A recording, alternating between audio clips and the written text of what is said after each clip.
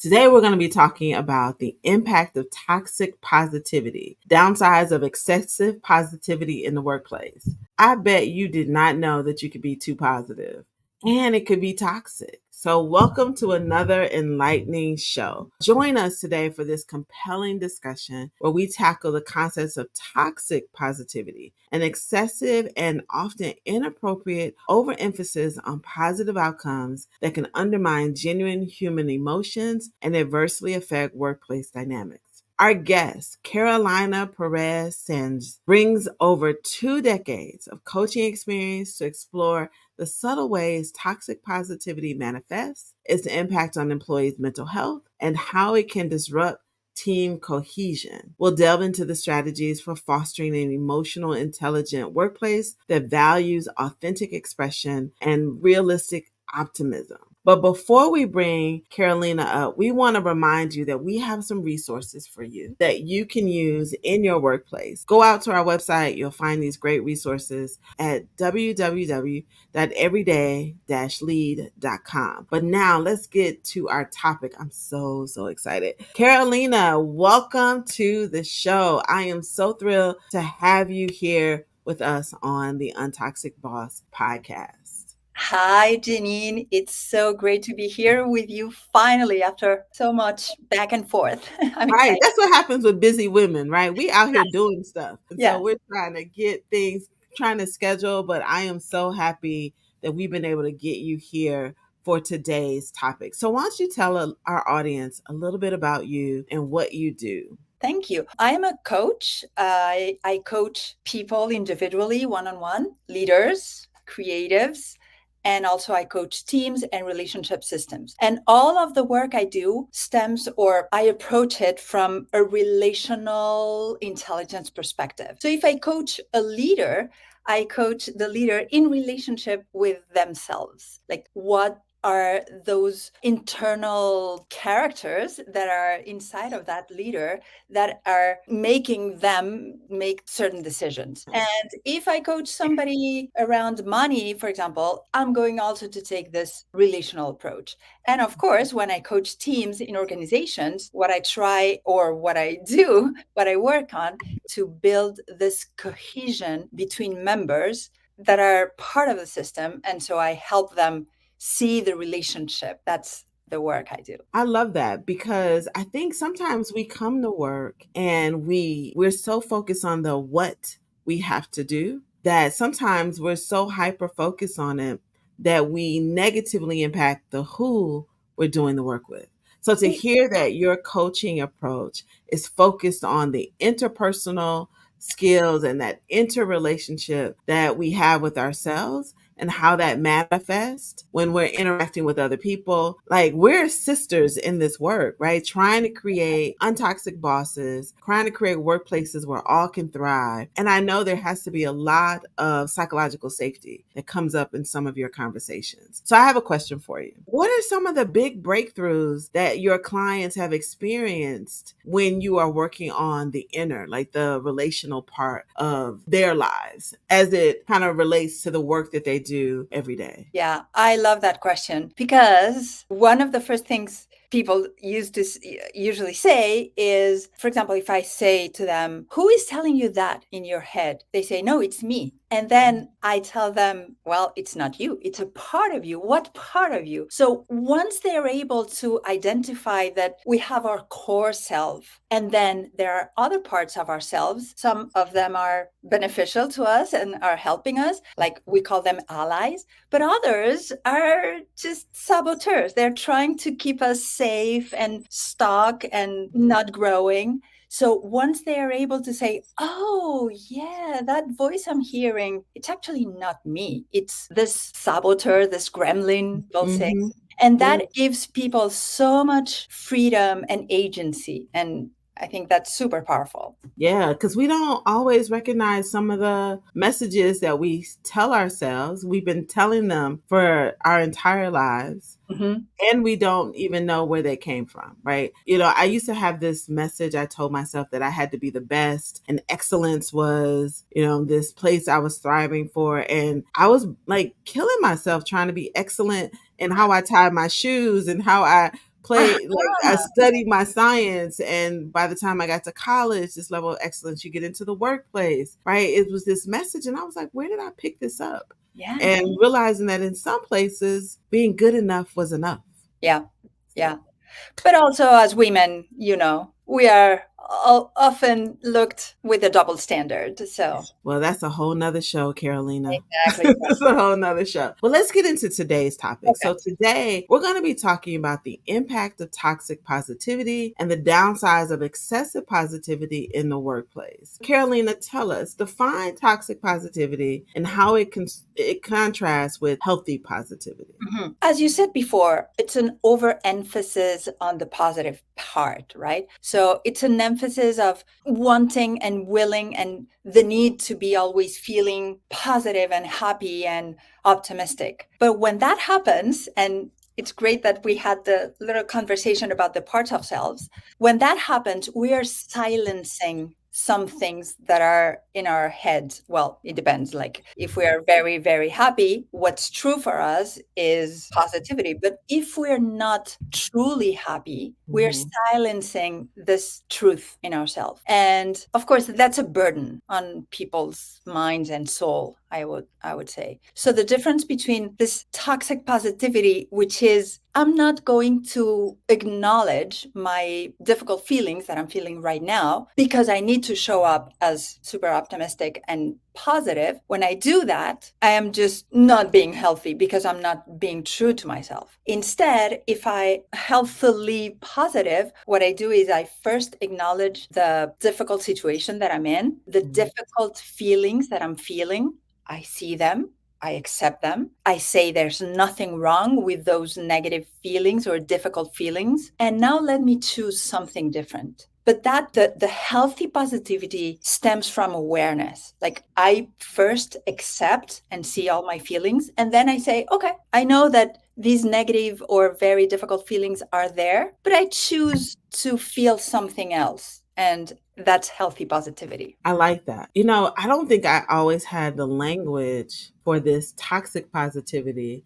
I Mhm. would always tell my younger leaders that people don't need a cheerleader all the time. We need you, you can't cheer someone into the type of performance that you need, especially if their performance needs to be addressed. I've always seen leaders say, they were like, well, I don't want to give anybody no bad news. They're afraid of that. And I don't know if I'm just a little biased in my positioning. So I'm going to ask you, why does this happen? Why do you see leaders maybe be too positive to the point that it becomes toxic? Like Mhm. what drives that sort of behavior?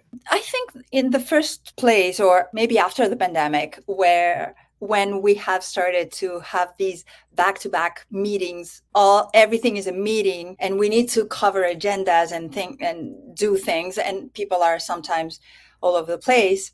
We are not giving enough space and time for people to really be themselves and get to know other people without an agenda. And that's one of the things that I see happening when, for example, if I were an employee and I were to connect with my leader, because they're so busy, I need to come up with an agenda. So they're not going to give me space to really tell them I'm struggling or I'm feeling challenged by something. And therefore, because the leader is also very busy and is not giving me space to be myself, they're going to want to go to be efficient and to want to go directly into the positive thing. So that's one thing and I think the other thing is that leaders nowadays, at least some of the leaders I see, are lacking a little bit of maturity. And they don't want to hear bad news. Like they're not maybe emotionally intelligent enough. I'm not saying all the leaders are like that. And I know that a lot of leaders who are like that are coming to coaches like us and are wanting to really develop that. But I see a lot of missing leaders. Like they're just doing the purely process work. Like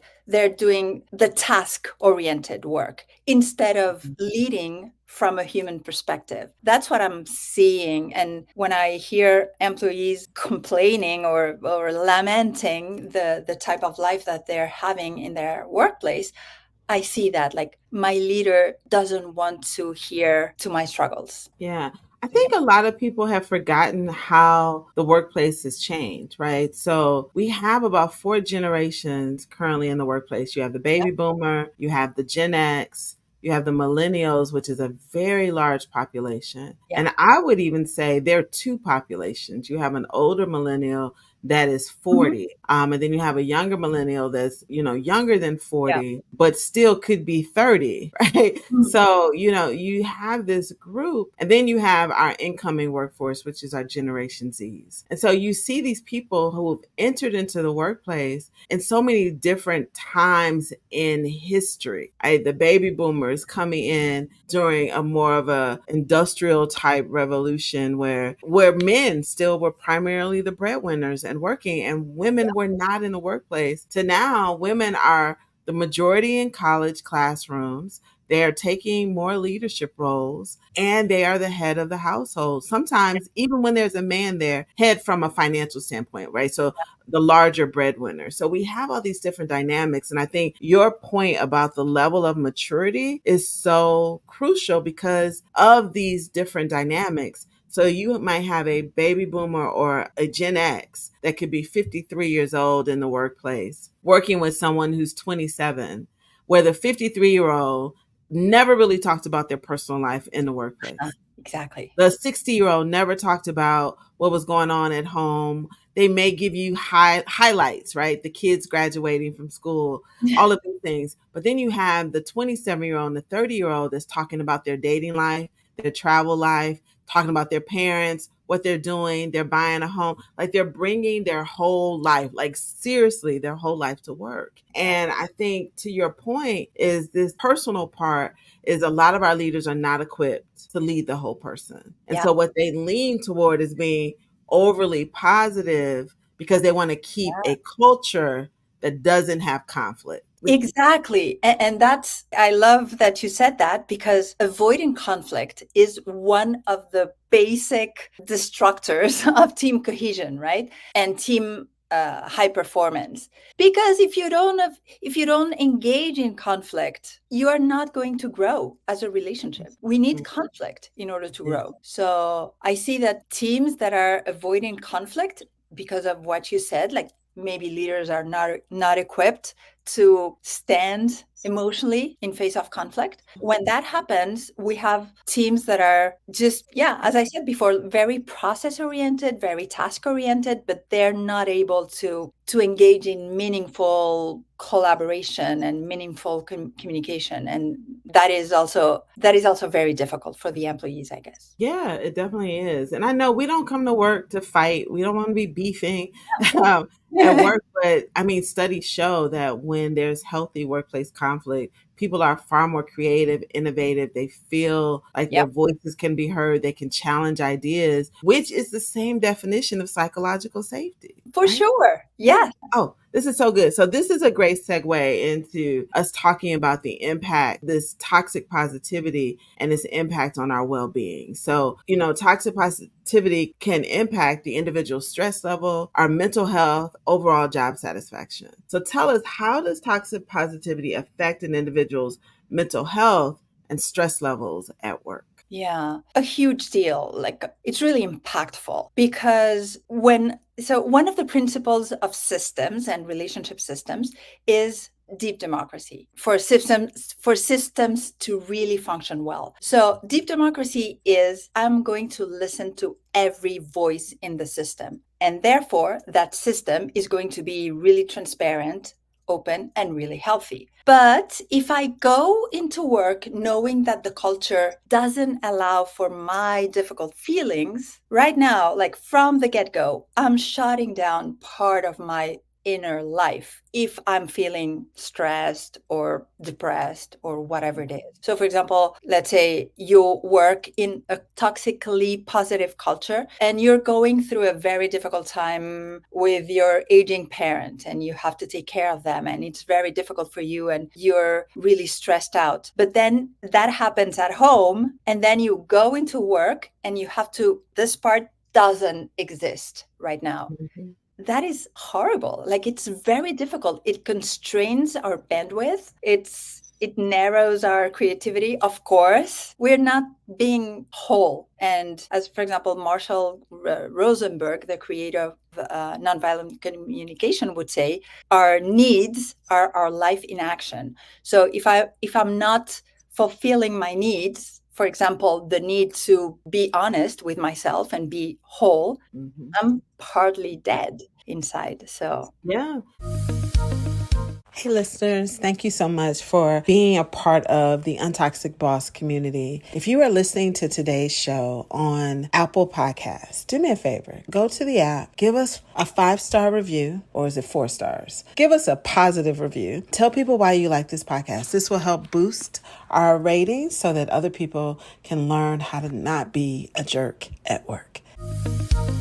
And, even when as a coach, I always tell my clients, and I don't know if you have the same experience, when they come for coaching and their employer is subsidizing the mm, cost of coaching, they think that they can come and I'm only talking about work. yeah, Right. I'm going to talk about this one thing, right? I'm trying to get promoted, or we're having some team issues, or I'm on a performance improvement plan. Whatever that thing is they come to, they think that they can only bring that. But we're whole people. we're whole So, people. yeah, so you find that, oh, maybe my performance is lacking because right now my spouse and I are having some challenges in our marriage, or I have an aging parent, or a child who's misbehaving or ill. There's life happening.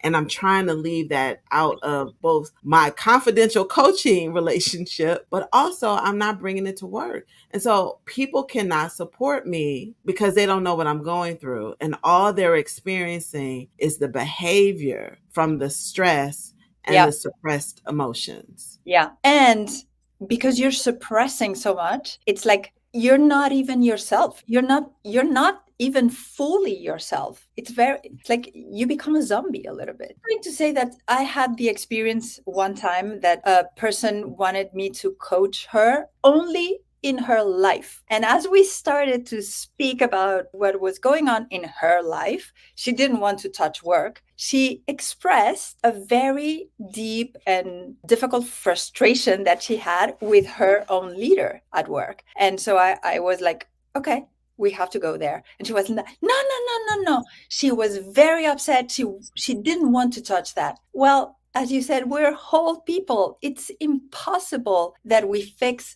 anything in an area if we don't fix everything in every area. That's exactly right. And so, and I hope that, our listeners are picking up on that, right? Trying to compartmentalize your life is also, that's the impact on your well being in a culture that's focused on toxically positive, right? And that's it. And so, as we kind of sum up this segment, it's really, focusing on we have these suppressed emotions, cognitive dissonance, Uh-huh. impaired relationships, Yeah. and what we don't want, what we really don't want is turnover. Right? We have this increased turnover because the strain of toxic positive environment can lead to higher turnover and employees seeking, supportive or more authentic workplaces. Right? Because the one thing you don't want is your employees to call you fake. They're so fake. This isn't real. This is a fake culture. Everybody's happy all the time and bubbly. And that has to be exhausting.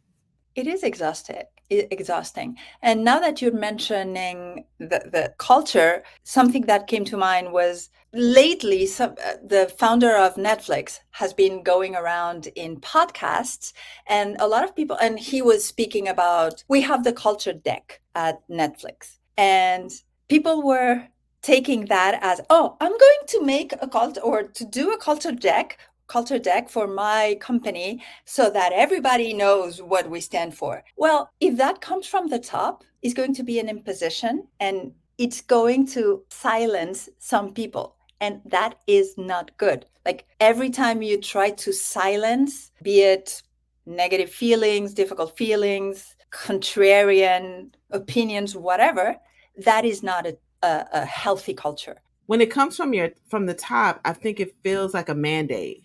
Exactly. Exactly. Yeah, that's what I would think. And so I do think your more senior leader should be a part of communicating the culture, right? And what we're looking for and how we want to show up and what some of our core values and our expected behaviors are in the workplace. But I think it has to be a collective conversation where we say, we Yeah. talk to our employees and this is what was important to all of them. And here I am as the messenger, right? Yeah. I'm the CEO, I'm the messenger of what you want so that we can have an open dialogue about it. So, Yeah. I think that that's so important. I'm glad you shared that story. So when other CEOs and, HR leaders and talent development people are listening to today's show, that they think about this, like, who is the messenger of your culture? Who's talking about what is expected in the behaviors and what's rewarded so that the message doesn't get lost in hierarchy? Yeah. Yeah. Let's Yeah. talk about team dynamics when it comes Sure. to toxic positivity. How does this impact trust on teams when the team is trying to be too positive and it leans into toxicity? Going back to this idea of deep democracy, if you want a relationship system to be healthy, you need to, or we need, if we're in that relationship system, we need to hear all the voices. And when I say voices, I don't mean Janine's voices or Carolina's voices. I mean all the voices that I have in my head, which are different opinions, different feelings, different attitudes, right? So if I'm shutting down the negative voices because they don't fit with the culture, then a lot of people may be feeling excluded or at least partially excluded. And that's going to have them fear or doubt whether they really fit in that culture because they're going to be thinking, well, if they want only positivity and I'm not that, or I'm not there all the time, maybe I don't fit here. And because I may not fit here, but I need the job, I'd better like not speak my truth. So I'm not going to be authentic. I'm not going to show up whole. And therefore, it's impossible to build trust with me because I'm not being myself fully. And that is happening to everybody else in the room.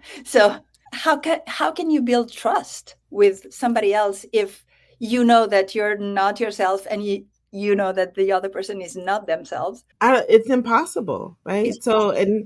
So I'm glad we're talking about trust because I think trust is a foundational yeah, value that teams need. yeah, And individuals need in their organizations. And yeah, so you're right. So if I'm faking it every time I interact with you and trying to be who I think you want to be, and I think even when I hear words like culture fit, like in the interview process, like we're yeah, looking for a good culture fit. Well, that sounds like to me you want me to fit in and be like everyone else.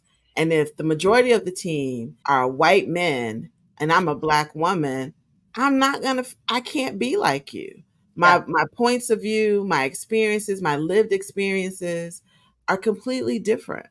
yeah, Even with the same type of education and level of education, yeah. how I view the work is going to be very different. And I hear often too, like we want people who are willing to assimilate into the culture. And that's always to me like, well, what does that really mean? That in itself is so toxic. I mean, I hear that and I run away as far as I can because that is like what comes to mind is 1988, 1984, George Orwell's novel, because it's like, oh, either you are or you are not. If you're not, you're out, right? Yeah. That is very dangerous, in my opinion. It is. And especially when we have such a global workforce Yes. and you Yes. have all these different cultures around the world that are working together. But even here in the US, when you have people who are working with on teams that are so diverse with languages, Yeah. dialects, the way they were raised, even the kind of foods we eat, right? So, when you have that, then you miss out, I think, on an opportunity to create a team that is rich Yeah. in inclusion because we want to be inclusive and we start using words like assimilate or to get along because what that does is turn into groupthink, which eventually you avoid giving the type of feedback and giving the support, and problems can hide in cultures like that, right? There are issues going on that no one's talking about. Exactly. And that's actually one of the symptoms that the culture or the team dynamic is poisoned or toxic, because when there are things that people don't want to talk about, that is telling you that something is not working well. And yeah, groupthink, I think, is very, very dangerous.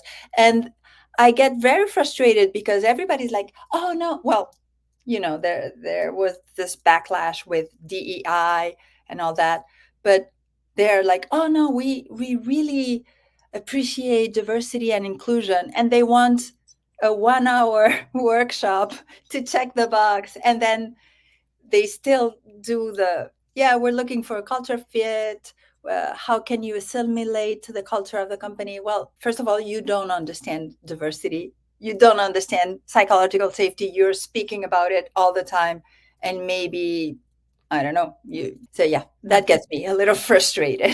Yeah, it is a little frustrating. So let's, as we kind of close out a little bit here, what are some things that you've heard people say, possibly, or behaviors that you've seen, so that our listener can distinguish between, is this toxic positivity or is this healthy positivity? So, can you give us some examples or some things that you may have experienced personally, or your clients in your work? One thing that I think summarizes the toxic positivity a lot is, don't bring me problems, bring me the solution. Like, oh, you're not willing to talk about the problems. Okay, thank you very much. How can I bring the solution? How can I invent the solution if I'm not going to have conversations about the problem with other people? So we know that collaboration and co-creation is more powerful than one single mind thinking about a solution, right? But if we are saying, no, don't bring me the problem, bring me the solution, I'm shutting down this possibility of co-creating a solution to a problem. So I've heard that. Also, sometimes, and I think I know it's well intentioned. For example, if they say choose joy, okay, choose joy is fantastic. But have you acknowledged the difficult feelings before? Because if you haven't, then it's toxic positivity. And it feels like when people are like, oh, but choose joy. Yeah, it didn't go well, but yeah, who cares? Let's choose joy. That's not. And something that I experienced with some business partners, and it was very, I mean, I didn't feel particularly well, is that I something went wrong. I wanted to do this kind of retrospective to analyze what had happened, and they were like, oh no, this belongs to the past. We don't want to engage, we don't want to dwell in that thing. Let's move forward. Okay, so moving forward without acknowledging what went wrong, I think, is also very dangerous, because it leaves people with the feeling that, oh, my feelings don't matter. I'm wrong if I feel that was difficult. And therefore, if I'm wrong, I feel sad, demotivated, depressed. Oh, that is so good. So, those of you who are listening to today's show and you're here with us on LinkedIn, I hope you're kind of reflecting, even maybe on your own behavior. So, what is your relationship with toxic positivity? Are you suppressing your emotions? Are you avoiding, a possible break in a relationship because you want to keep a strong relationship with people, but it's not necessarily genuine? Are you seeing turnover from people and they're complaining that this workplace doesn't feel authentic? It feels fake. I think Carolina has given us a lot of things to think about, right? Are you uncovering hidden problems? Is there a lack of support on your teams and in your culture? Are there surface level interactions, right? We say hi, how you doing? Fine, and no one's actually engaging in deep, meaningful conversation at work, either about the work through a lens of healthy conflict or just personal relationships. Is there a large amount of groupthink, right? Are you on teams that have worked together for a long time and you view your cohesion as being a strong team? And then finally, are you avoiding feedback? Because, Yeah. we don't like feedback and it feels uncomfortable. We think it's always negative, and I think oftentimes it's because we're not giving people true action items in which they can take that feedback and actually apply it to. So, Carolina, this has been a great conversation. I think it's a starting point for people to look at their organizations and say, are we faking positivity? Are we putting on a good face so that we can be on best places to work, the list of best places to work, or we don't want people to go out on social media platforms and say anything bad about us, but we got all these issues, right? It's bubbling under the surface. Can you tell our listeners how they can work with you, how they can connect with you, so that they can continue this conversation and this work on themselves in relationship with themselves and others? Yeah, that's great. Thank you. So they can come to my website. LinkedIn profile is Carolina Perez Sanz. That's it. So I'll be happy to assist everybody on LinkedIn.